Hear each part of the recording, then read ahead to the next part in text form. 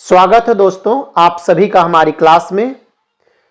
आज हम लोग कक्षा 12 में जो फिजिक्स में प्रैक्टिकल होता है 30 नंबर का, उसमें वाइवा के अंतर्गत पूछे जाने वाले प्रश्न और उत्तर पर बात करने वाले हैं। वैसे तो जो 30 नंबर होता है इसमें आपका फाइल और अन्य रिकॉर्ड से संबंधित सब मिला करके होता है, पर बेटा जो ये 5 नंबर का आपके जो एक आपका सिलेबस उसके अकॉर्डिंग तो ये 5 नंबर का, पर ये 5 नंबर का जो वाइवा है एक महत्वपूर्ण भूमिका अदा करता है 30 नंबर में। तो यदि ये आपने जो चार्ट अलग से बनाया है उस पर जो आप डायग्राम ड्रा करते हैं उससे रिलेटेड जो क्वेश्चन पूछे जाते हैं, तो यदि आपने उसमें ट्रांसफार्मर बनाया है तो उसके जितने संभावित क्वेश्चन बनते हैं आज हम लोग उन पर बात करने वाले हैं। तो चलिएगा शुरू करते हैं। ट्रांसफार्मर के लिए सबसे पहला संभावित क्वेश्चन क्या हो सकता है, एग्जामिनर का पूछ सकता है आपसे कि बेटा ट्रांसफार्मर क्या है, तो हमें उसे बताना होगा कि यह एक ऐसा उपकरण है जो उच्च वोल्टेज को क्या करता है, निम्न वोल्टेज में परिवर्तित करता है, यानी उच्च वोल्टेज को कम करता है ऐसा कहिएगा और कम वोल्टेज को ज्यादा करता है। आप इसका स्क्रीनशॉट लेते जाइए और बढ़िया से नोट्स बना लीजिएगा, आपका यह तैयार होता जाएगा। तो ट्रांसफार्मर क्या है, यह एक ऐसा उपकरण है जो उच्च वोल्टेज को कम और कम वोल्टेज को ज्यादा करता है, यानी कि वोल्टेज को परिवर्तित करता है। अगले प्रश्न की हम लोग बात करेंगे।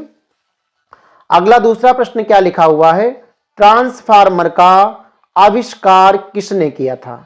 अगर आपसे यह पूछा जाए कि ट्रांसफार्मर का आविष्कार किसने किया तो हम लोग बताएंगे कि ट्रांसफार्मर का आविष्कार ओटो ब्लाथी ने किया था।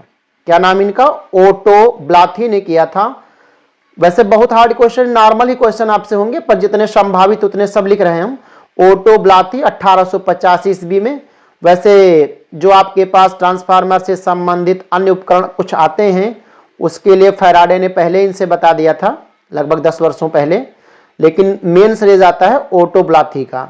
तो अगर ये पूछा जाता है कि ट्रांसफार्मर का आविष्कार किसने किया है तो आप उनका नाम बताएंगे ओटो ब्लाथी। अगले क्वेश्चन की हम लोग बात करते हैं, क्वेश्चन नंबर 3 के। ट्रांसफार्मर कितने प्रकार का होता है।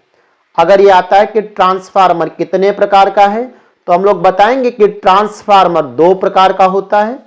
एक अगर नाम पूछता है तो आप बता सकते हैं ऊंचाई ट्रांसफार्मर, और एक का नाम है अपचाई ट्रांसफार्मर। ऊंचाई ट्रांसफार्मर क्या करता है बेटा, तो ये निम्न वोल्टेज को उच्च वोल्टेज में बदलता है, और अपचाई ट्रांसफार्मर हमारा उच्च वोल्टेज को निम्न वोल्टेज में बदलता है। ऊंचाई मतलब स्टेप अप है और अपचाई मतलब स्टेप डाउन, इन्हें डाउन करता है, और स्टेप अप मतलब ये उच्च में बदलता है। ये 2 प्रकार का होता है, इसको भी आप अच्छे से कंप्लीट रखिएगा। अगले प्रश्न की हम लोग बात करेंगे। अगला प्रश्न है, ट्रांसफार्मर किस सिद्धांत पर कार्य करता है। अगर एग्जामिनर का प्रश्न है कि ट्रांसफार्मर किस सिद्धांत पर कार्य करता है तो हम लोगों को क्या बताना होगा कि यह है अन्योन्य प्रेरण के सिद्धांत पर कार्य करता है। फिर आपका हो सकता है कि इसका क्वेश्चन हो कि अन्योन्य प्रेरण किसे कहते हैं, तो आप ये थ्योरी का एक क्वेश्चन कंप्लीट लिख लीजिएगा। इसको आपके लिखित रूप में भी आ सकता है, इसको तैयार कर लीजिएगा। अन्योन्य प्रेरण आप जानते हैं कि अगर हमारे पास 2 निकट रखी बेटा कुंडलियां हैं, उनमें से एक के कुंडली में क्या किया जाए, धारा में परिवर्तन किया जाता है, यानी धारा का मान घटाया या बढ़ाया जाता है। तो जो दूसरी वाली कुंडली रहती है उसमें फ्लक्स में परिवर्तन होती है। ये घटना का नाम फ्लक्स में परिवर्तन होता है, तो उसमें एक धारा उत्पन्न होती है जिसे आप प्रेरित धारा कह सकते हैं, और एक वैद्युत वाहक बल के कारण जो आती है प्रेरित वैद्युत बल के कारण। तो ये घटना का नाम आप अन्योन्य प्रेरण कह देंगे। वैसे नॉर्मल छोटे छोटे बेटा कह रहे हैं क्वेश्चन पूछे जाते हैं। चलिएगा अगले क्वेश्चन की हम लोग बात करेंगे कि अगला क्वेश्चन क्या हो सकता है उसका। ट्रांसफार्मर की जो क्रोड होती है, जो सतह होती है, किस धातु की बनी होती है। अगर एग्जामिनर आपसे पूछता है कि ट्रांसफार्मर की क्रोड किस धातु की बनी है तो आपका आंसर क्या होना चाहिए, नर्म लोहे की। ट्रांसफार्मर की क्रोड किसकी बनी होती है, नर्म लोहे की बनी होती है। अगला क्वेश्चन क्या बन सकता है कि ट्रांसफार्मर में जो क्रोड चुना जाता है वह लौह क्रोड ही क्यों होता है। ट्रांसफार्मर में जो लोहे की क्रोड है उसका ही प्रयोग क्यों करते हैं, तो इसका आपका जवाब देने का तरीका हो सकता है कि इससे जो आपकी जो प्रयोग करने से जो दोनों कुंडलियां होती, एक प्राथमिक कुंडली और एक द्वितीयक कुंडली होती है, प्राथमिक और द्वितीयक कुंडलियों के बीच जो चुंबकीय फ्लक्स होता है उसका क्षय कम हो जाता है, चुंबकीय फ्लक्स का नुकसान कम होगा। यानी आपके प्रश्न का जवाब होगा कि लॉ ऑफ कूलॉम क्यों प्रयोग किया जाता है, तो इसके प्रयोग करने से दोनों कुंडलियों के बीच चुंबकीय फ्लक्स क्षय कम हो जाता है। अगला क्वेश्चन क्या बन सकता है, ट्रांसफार्मर में क्रोड को पटलित क्रोड क्यों कहते हैं। ट्रांसफार्मर में जो आपके पास क्रोड होता है, क्रोड को पटलित क्रोड क्यों रखा जाता है। जो पटलित होते हैं उसको मतलब कि एक के ऊपर एक आयताकार या गोलाकार करके रखा जाता है। तो एग्जामिनर पूछ सकता है जब आप बनाएंगे अपना डायग्राम कि ये पटलित क्रोड क्यों रखा जाता है, तो आपका जवाब क्या हो जाएगा कि भंवर धाराओं को कम करने के लिए। आप बताएंगे कि क्रोड पटलित रखा जाता है बेटा, क्यों, क्योंकि इससे हमारी भंवर धाराएं कम हो जाती हैं।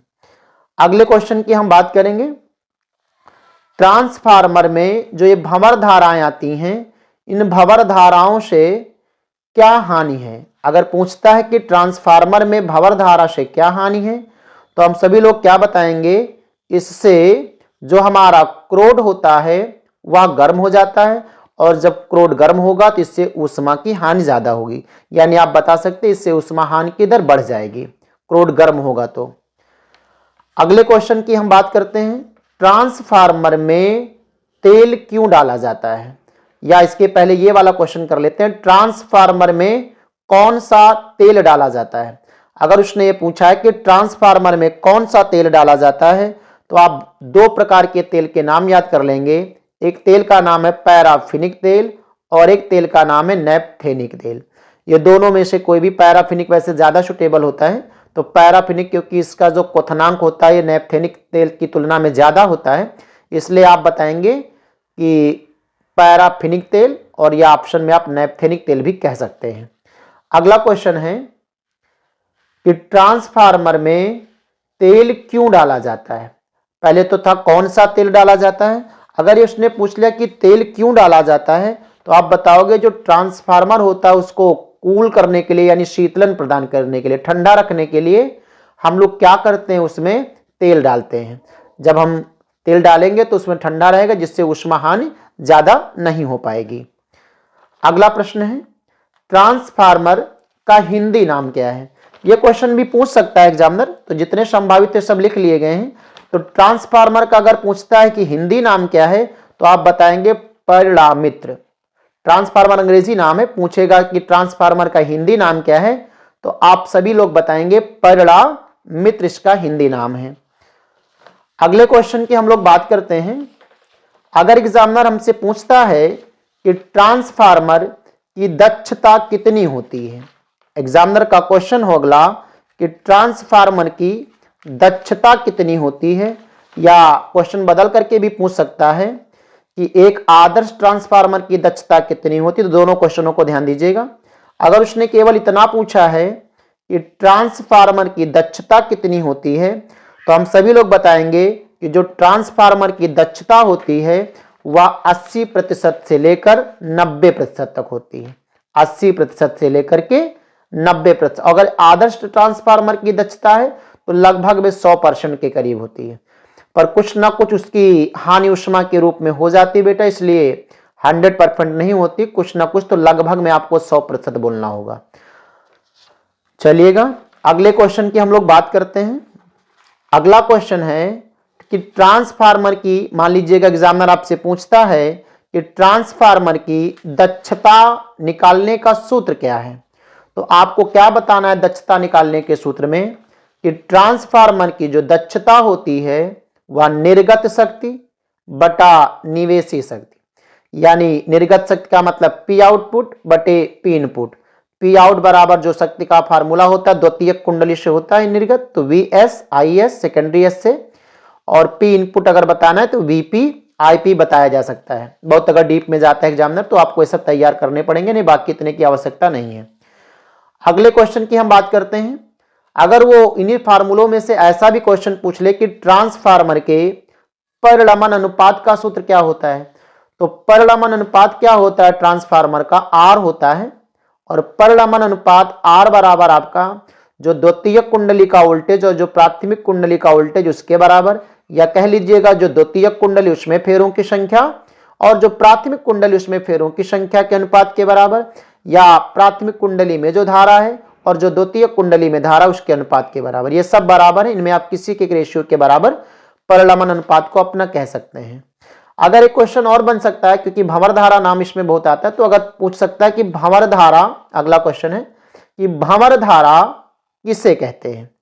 तो अगर एग्जामिनर पूछता है कि भंवर धारा किसे कहते हैं, तो हम लोग क्या बताएंगे कि किसी चालक के भीतर परिवर्ती चुंबकीय क्षेत्र के कारण उत्पन्न धारा भंवर धारा कहलाती है।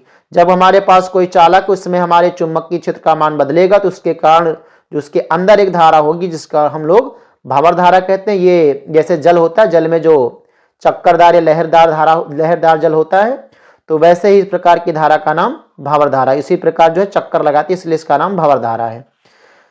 अब आपको एक यहाँ बुलेट पॉइंट ऐसे बनाए, समझ जाइएगा। अपचायी जो ट्रांसफार्मर होता है, अपचायी और उच्चाई दो जो ट्रांसफार्मर होते हैं, अपचायी ट्रांसफार्मर में पतले तार के अधिक फेरे वाली कुंडली को हम लोग प्राथमिक कुंडली बोलते हैं, और मोटे तार के कम फेरे वाली कुंडली को हम द्वितीयक कुंडली कहते हैं।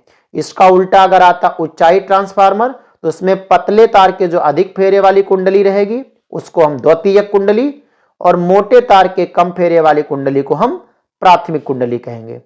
तो इससे बाहर हमें लगता है कुछ नहीं आएगा। अगर आप इतना एक अच्छे से नोट्स बनाकर 2-3 बार आप सुन लेंगे और तो आपको एक क्वेश्चन कंप्लीट हो जाएंगे। तो ठीक है, हमें उम्मीद है कि आपको ये सब कुछ समझ में आएगा। आज की वीडियो को यहीं रोकते हैं। Thank you.